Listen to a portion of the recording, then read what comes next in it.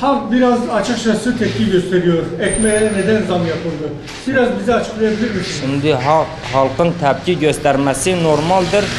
Ama halkın da bizi anlaması lazım. Şimdi halk da bilmiyor.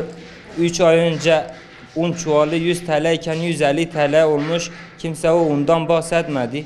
Mayanın kolusu 60 lira iken 110 liraya oldu. Kimse ondan bahsetmedi. Bunlar hepsi fırıncının cebinden giden paraydı. Yani una %50 zam yapıldı. 100 liralık un 150 liraya. Yani bunlar da hepsi bizim zararımıza oldu. Yani biz de artık nasıl söyleyeyim, kendimizi kurtarmıyordu bizi. Zarar ediyorduk artık.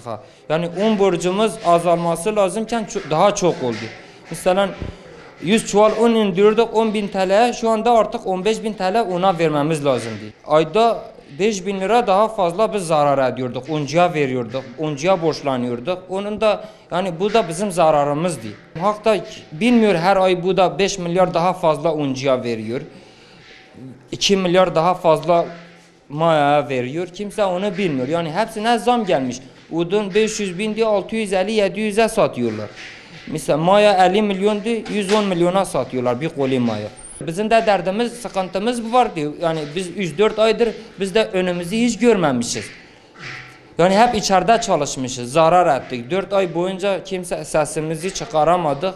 Yani devlet de bırakmıyordu zam olsun. Hani ancak bugüne denk geldi. Yoksa 4 ay önce zam olması lazımdı. 4 aydır biz zarar ediyoruz zaten. Kimse buna değinmiyor. Herkes diyor yok fırıncılar fırsatçıdır. Kimse demiyor uncular fırsatçıdır. Uncu nasıl 100 milyonluk unu 150 milyona yaptı. Kimse onu demiyor. Diyor 1.25'lik ekmeği niye 1.500 yaptılar? Herkes ondan bahsediyor. Biz normalde şu anda %20 zam yaptık ama uncu %50 zam yaptı. Yani şu anda yaptığımız zar ancak bizim zararımızı karşılıyor. Benim bundan önce 20 bin lira borcum, uncuya borcum varken şu anda 40 bin lira, 45 bin lira borcum var uncuya. Bu hepsi una yapılan zamlardan sonra birikti bu borcum. Yani şu anda ancak ben kendimi kurtarabilirim. Normalde biz de yani bu kadar zam olmasını istemiyoruz. Zaten her şeye zam gelmiş. Biz de halkı anlıyoruz. Her şeye zam gelmiş. Değil bugün ekmek. Sadece bugün niye ekmek hep göze batan ekmek oluyor. Yoksa her şeye de zam gelmiş. Mesela bir teneke yağ 150 milyonken 300 milyona yaklaşmış. Kimse onlardan bahsetmiyor. Sadece 25 kuruşa yapılan zamdan bahsediyor.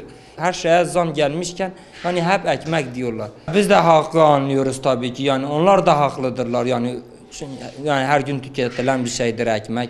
Normaldir yani halkı biz de anlıyoruz. Belki diyorlar şimdi bir kuru ekmeğimiz vardı ama onu da bizden aldılar ama biz mecburiyetten onu yapmışız yani bu yapılan zam. Yani artık biz de iflas edecektik.